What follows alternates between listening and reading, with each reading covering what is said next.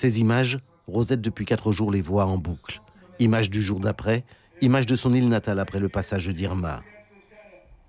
4 jours d'angoisse avant une première liaison téléphonique avec l'un de ses frères.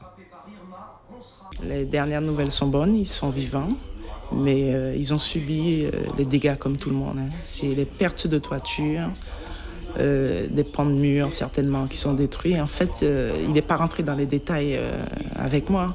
La phrase qu'il m'a dite, c'était qu'on était vivants. Et donc je crois que c'était ça qu'il voulait me faire comprendre. Après le poids des mots est venu le temps de l'angoisse, lié cette fois à l'ampleur des dégâts, aux images de désolation. Il y a eu des quartiers comme Sandy Ground, et qui a subi des vagues de plus de 10 mètres. Je voyais des gens dire qu'on pouvait surfer. J'ai vu des routes recouvertes de sable comme si c'était une plage, quoi.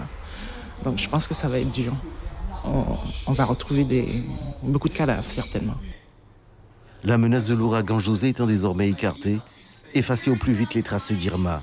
Aujourd'hui, le souhait de Rosette.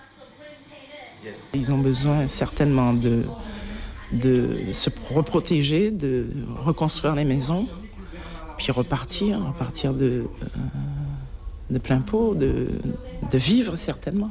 On a envie de revoir l'île comme on l'a connue, belle, avec des gens heureux, bien sûr. Reconstruire, certes, mais autrement. Reconstruire des habitations et structures publiques, mais aussi et surtout des hommes et des femmes, plus qu'ébranlés par l'ouragan Irma.